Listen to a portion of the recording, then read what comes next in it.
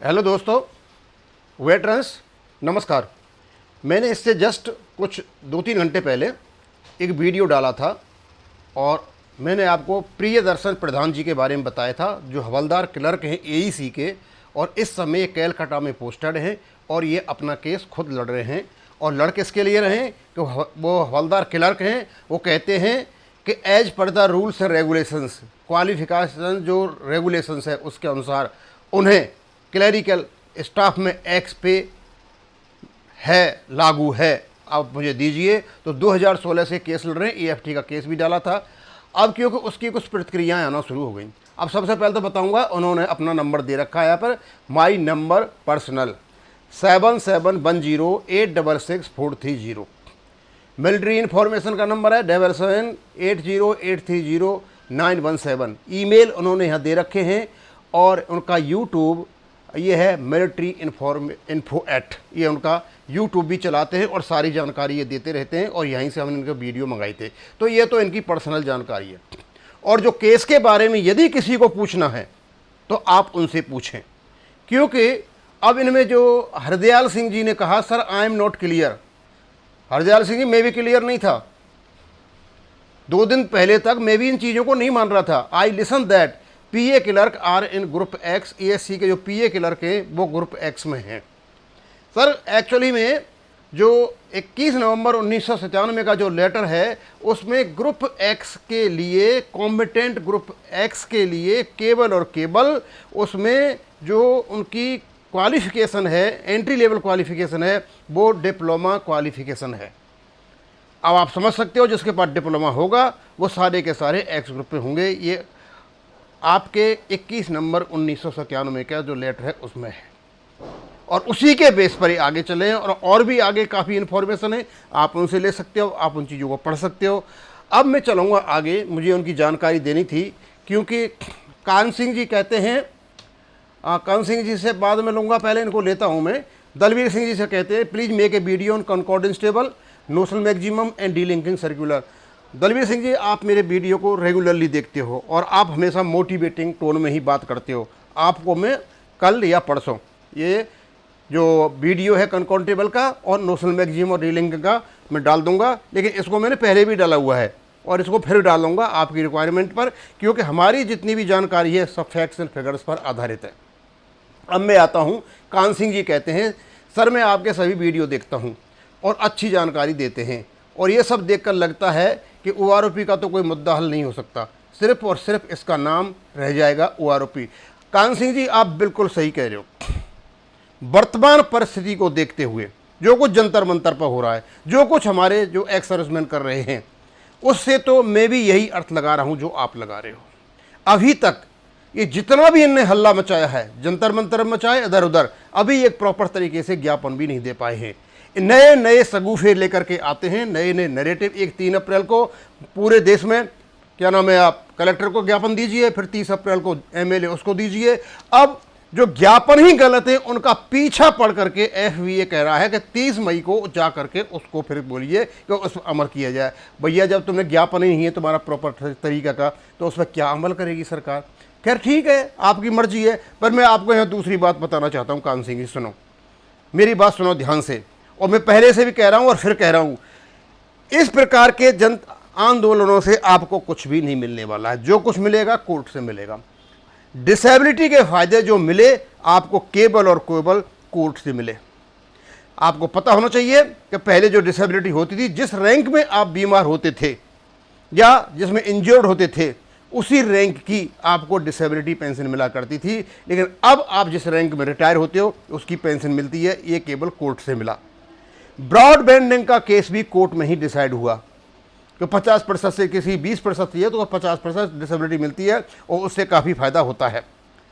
काफ़ी केस ऐसे थे जो एट्रीब्यूट टू थे और एग्रावेटेड बाय मिलिट्री सर्विस थे, लेकिन इन्होंने डिसेबिलिटी नहीं दी, वो भी कोर्ट में ही जा करके डिसाइड हुए। डीलिंकिंग का केस, जिसमें हमारी 33 ईयर्स की सर्विस बनती थी, इसके बावजूद भी छठे वेतन आयोग ने इसको लास्ट पीरियड उनका 15 साल में 50% कर दिया था। उसके बाद भी इन लोगों ने मिनिमम फिटमेंट टेबल को 33 ईयर्स के लिए कर दिया था और वो भी कोर्ट में ही जा करके सुलझा था। प्री 2006 के जो नायब सूबेदार हैं उनका केस भी कोर्ट में जा करके ही सुलझा है, अदरवाइज उनको कोई देने वाला नहीं था।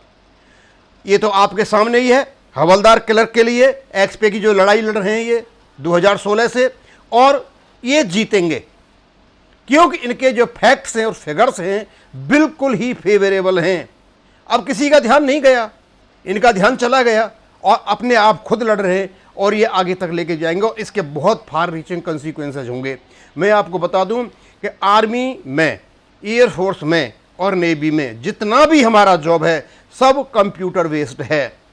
कंप्यूटर बेस्ड, चाहे क्लरिकल का हो, चाहे टीचिंग का हो, चाहे आपका टैंक चलाने का हो, चाहे हवाई जहाज उड़ाने का, कुछ भी हो, कोई भी काम हो, चाहे मैकेनिकल का हो, चाहे इलेक्ट्रिकल का हो, सारा का सारा इंजीनियरिंग का वर्क है। अल्टीमेटली एक दिन इनको हारना पड़ेगा और सारे के सारों को, क्योंकि ये डिप्लोमा इन इंजीनियरिंग जो है ना, डिप्लोमा इंजीनियरिंग की एक ब्रांच भी है कंप्यूटर वाली, ये सारे कंप्यूटराइज वर्क जितने भी होंगे ये भी डिप्लोमा में ही आएंगे। अभी नहीं है, टाइम लगेगा, लेकिन आएंगे वहीं और इनको देना पड़ेगा। इसके फार रीचिंग कंसिक्वेंस होने जा रहे हैं जो ये केस लड़ रहे हैं प्रियदर्शन प्रधान जी। लेकिन क्योंकि अभी आप इसको विश्वास नहीं करोगे, अटपटा लगेगा, क्योंकि हमारे उसमें आदत में नहीं रहा है ना, हमारे में भी नहीं रहा है।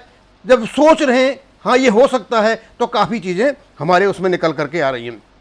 उसके बाद एमएसपी की लड़ाई केवल कोर्ट में चल रही है, आपको वहीं से मिलेगी। जंतर मंतर पर हल्ला मचाने से कुछ भी नहीं होने वाला है।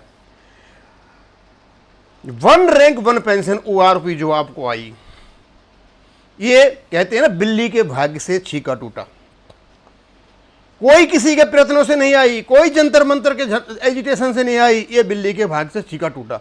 अब कैसे टूटा?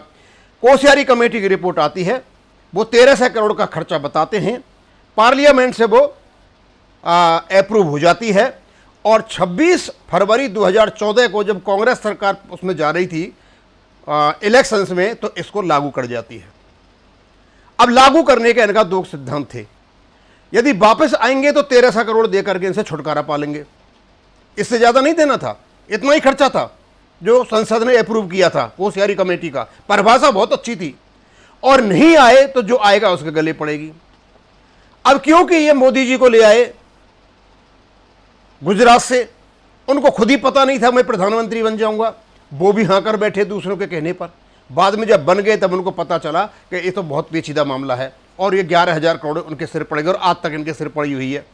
तो ये जो कुछ भी हुआ घटनाक्रम, ये केवल और केवल आपके भाग्य से हुआ।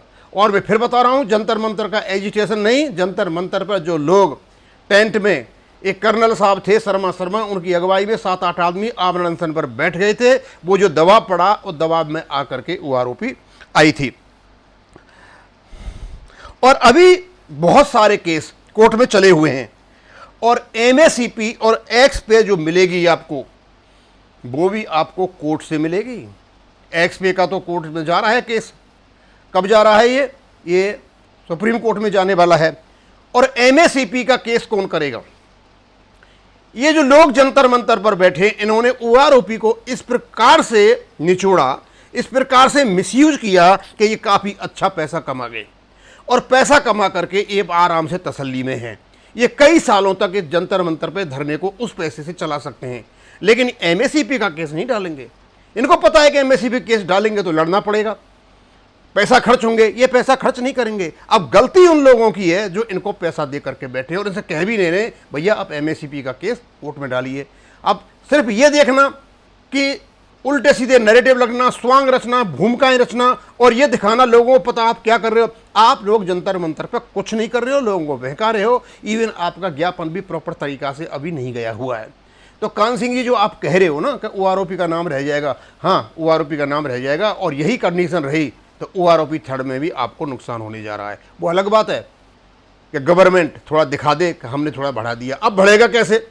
जिन लोगों को ओआरओपी 2 में नुकसान हुआ है वो फिगर इन्होंने 666 सर्कुलर में दिखा रखी हैं। जैसे सूबेदार हैं 22 ग्रुप के, उनको कोई फ़ायदा नहीं हुआ है, उनको 555 में फिगर थी, उससे भी कम यहाँ उनको हो गई 666 में।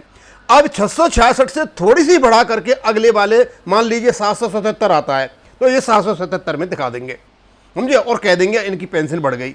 भाई 555 में जो पेंशन उसके बराबर तो ले आओ पहले, अब ये कंपैरिजन करेंगे, 600 दिखा देंगे, इनकी पेंशन बढ़ गई। यानी ये खेल रहे हैं सारे के सारे।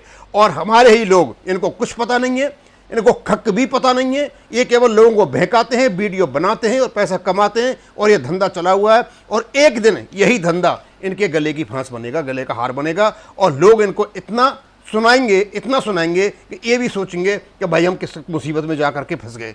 अब मैं बताना चाहूँगा कि आप यदि चाहते हो इन चीज़ों को सही तरीके से जानना, तो आप बात कर सकते हो प्रियदर्शन प्रधान जी से, क्योंकि मैंने उनसे बात की है। मेरे को तो समझ में आ गया कि प्रधान जी बिल्कुल एकदम सही रास्ते पर हैं। और ये रास्ता पहले तो कहते हैं मैं 36 से कर लूँगा। कोर्ट ये मान चुका है कि जिसके पास डिप्लोमा है वो एक्स-पे में जाना चाहिए, और 7th CPC में तो और भी कम है। आर्मी के लिए 10th प्लस कुछ टेक्निकल ट्रेनिंग वगैरह होती है 4th वीक की, उसको भी एक्स ग्रुप में माना हुआ है। तो इस प्रकार की मतलब उनकी रिकमेंडेशंस हैं। तो इसका मतलब ये हो गया कि सारी चीज़ों का हमको पता नहीं है, लेकिन जिन लोगों को पता है वो कोर्ट में जा चुके हैं। अब मैं तो सोच भी नहीं सकता था कि प्रियदर्शन प्रधान 2016 से मतलब कोर्टों के चक्कर लगा रहे हैं एक्स पे लेने के लिए, लेकिन हर कोई व्यक्ति उनको डिस्करेज कर रहा है। और दूसरा उन्होंने ये कहा है कि क्या बड़ी विडम्बना है, मैं एक क्लर्क हूँ, मैं एक्स पे के लिए लड़ रहा हूँ, और मेरा ही विरोध मेरे क्लर्क करेंगे, क्योंकि जब उनके खिलाफ कोई सबूत दिए जाएंगे, किससे? आर्मी से, जो सरकार लड़ेगी, तो उसका टाइपिंग करेगा, ड्राफ्ट बनाएगा, वो भी क्लर्क ही होगा। मतलब क्लर्क लड़ रहा है, लेकिन इनके जज्बे को मैं सलाम करता हूँ, और इनके बारे में जो भी बातें आएंगी हम आपको बताते रहेंगे। थैंक यू, धन्यवाद।